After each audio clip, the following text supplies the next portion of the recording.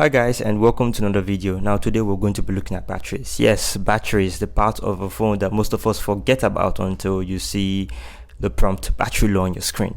So if you want to know what batteries are, the structure, their shape, and different types of battery you have, well, let's get into the video right away.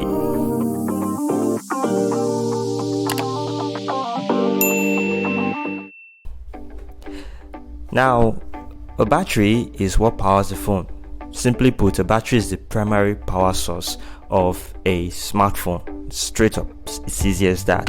Now, the batteries themselves are not very understood by a lot of people. What people only want to know is that, will this battery last long and can I use it for a long time? That's basically what it is. So let's go about looking at what a battery is. A battery is simply a single component, a cell, which is divided into two half cells. Now, each of these two half cells have what are called electrodes, which are metals that conduct current out of one part of the battery into the phone and then back into another part of the battery and vice versa. That's a bit complicated, but I'm going to get to it right away. So a battery is, like I said, is divided into half cells. One side of it is positive, the other side is negative, and they are both separated by what is known as a separator. Now, the function of a separator is to ensure that current doesn't pass from one part of the battery into the other. It means that the only way current can leave a battery is through the electrodes into the phone and into the other part of the battery through an electrode, which is very, very important for a battery to function, because you want the battery to supply current to the phone and not to itself, otherwise known as short circuiting, which would mean your battery could go boom on your phone. But that's an aside. I was just trying to joke. So the battery is made up of two parts. So one side is positive, the other side is negative. So the negative side is known as the anode, while the positive side is known as the cathode. So when your battery is full or it has charge, it means that a majority of the current are stored on the negative side, which is the anode. So for the battery to work, obviously current will leave the negative side and enter into the anode. From the anode, it will go into the phone and it will travel around the different compartments of the phone. It will power up the motherboard, which contains the processor and other units, memory, RAM, etc. It will power the cameras, it will power the microphones, it will power the antennas which you use for connectivity. So when it is done powering all of these components and it is spent, it will then enter into the other part of the battery, which is the positive side containing the cathode. So when most of the current has left the anode and has gone into the cathode, you now see the prompt which says battery low. So to get your battery back, because our batteries are rechargeable, thankfully, you plug in a charger, and what the charger does is it reverses the polarity of the battery and it causes the current to flow back from the cathode, that's from the cathode side into the phone and back to the anode. And then when enough current has entered into the anode side of your battery, you then get the prompt that your battery is full, please unplug. So basically, a full battery means all of or most of the current is on the anode side, whilst a low battery means most or all of the current is on the cathode side. So let's look at types of batteries now. Batteries basically use only one technology, which is lithium ion. So the two major types are the lithium ion and the lithium polymer battery, although silicon oxide is coming out as a new standard for batteries these days.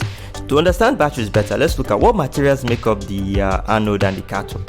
So the cathode is mostly made up of lithium or a lithium compound. Now, meanwhile, on the negative side, the anode, you have usually a carbon compound on the negative side.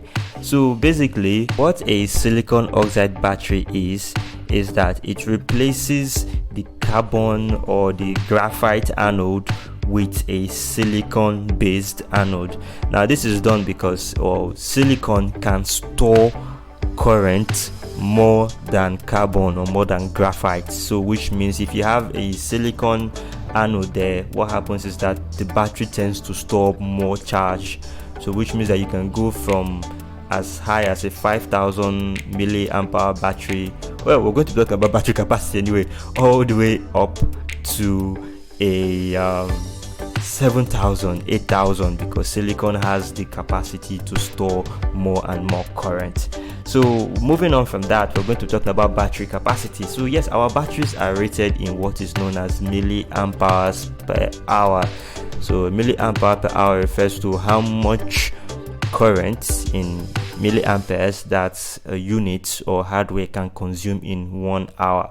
So most of what we refer to as big batteries are somewhere around 5,000 milliamp hours or 6,000 milliamp hours, but usually the standard for most phones is 4,000 milliamp hours. So that would then take us to what is known as battery life and battery lifespan. So battery life refers to how long a phone battery would last for use once it is charged fully. Now, depending on how you use your phone, battery life is different for different people. Some people can use a 5,000 milliamp hour battery for 2 days. Yes, 2 days. While some other people like me can use it for anything around 7-8 hours or so. So battery life depends on individual use and the type of hardware you have on board, because some hardware, some processors, some cameras are more power hungry than others. Then the lifespan of a battery is it's measured in what are called charge cycles. So a charge cycle simply means you charge your battery from 0 to 100.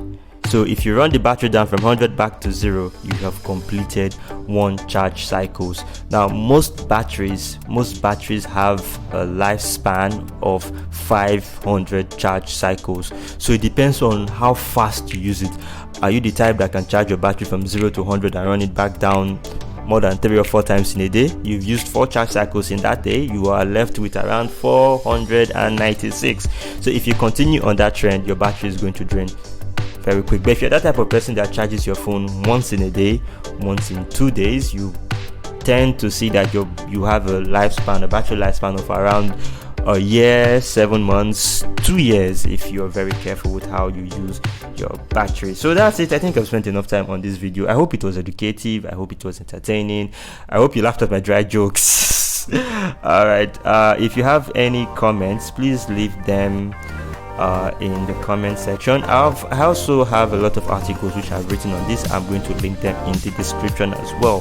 Please, if you like this video, do leave a like. If you're not subscribed yet, I hope you do. But if this doesn't convince you, I hope there's another video that will convince you. My name is Jeffrey once more, and cheers. Bye bye. Have a good one.